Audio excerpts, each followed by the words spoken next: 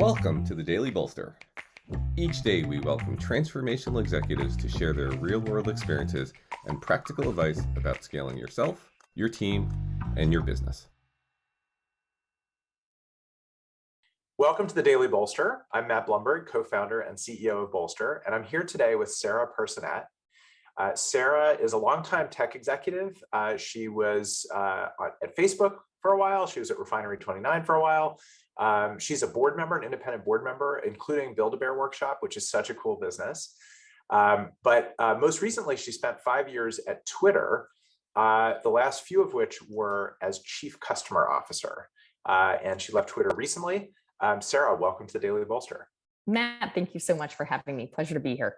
Yeah, so the question I have for you, you were at an organization in the throes of what I think most people would agree is hypergrowth for many years, probably twice, probably at Facebook and then again at Twitter.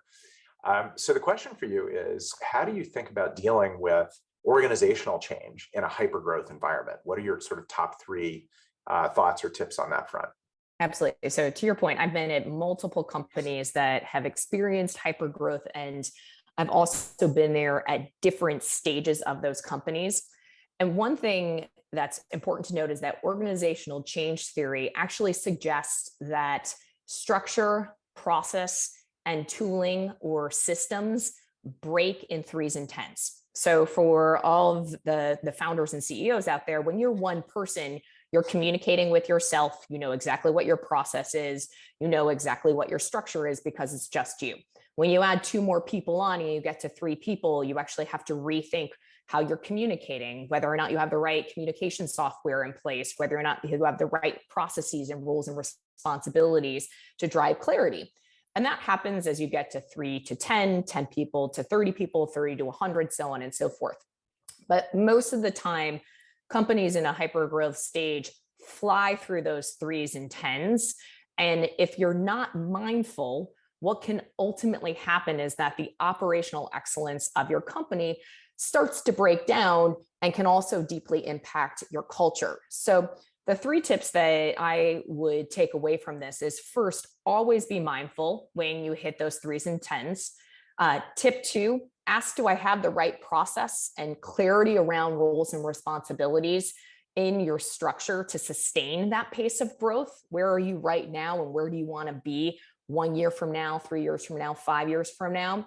And then last but not least, and this is incredibly important as well as we continue to think about building diversity, inclusivity, and equity into our cultures and into our companies, is ensuring that all disciplines have an equal voice to really avoid breakage and exclusionary tactics later on in your growth cycle. So I think if you're mindful of those three things, then you're fully off to the races. Let me key in on that last one for a second, because that one is really interesting. For so many people, diversity, inclusion, equity, while important, is frequently either an afterthought or it's something that afterthought sounds very negative, but it might be added on to the end of a process and is not yet woven into the fabric of how everyone thinks about roles, responsibilities, recruiting, et cetera. So I can imagine that one is really easy to fall by the wayside in a hypergrowth environment when you're just like trying to hit the number one thing in your mind and don't care about anything else. How do you, in particular with that one, how do you make sure that doesn't get lost?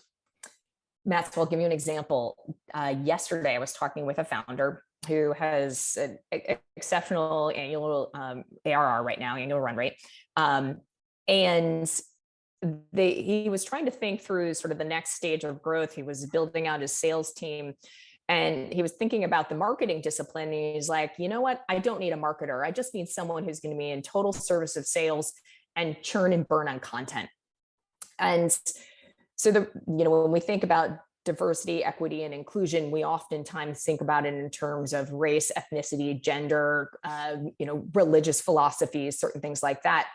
And when you think about equity inside of a company that allows for equality and equity across each function, it's actually the first part of starting to learn and build that muscle. So the guidance I gave to that particular founder and CEO is to really be thoughtful about how he structures his language and how he thinks about talking about that team and that discipline to others so that they have an equal place at the table to be able to share their voice and share their perspective. And that's how I think what some companies, I think, really get wrong today is they don't think about asking who does not have a seat at the table right now that we need to bring in. And that's where you can really expand it, not just around function, but even more importantly, to make sure that there's a diverse representation across all that are the consumer base also that you serve.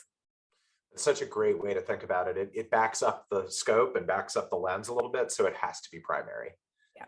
Sarah Personette, operating executive, board member, advisor extraordinaire. Thank you so much for being here. Thank you, Matt. Appreciate it.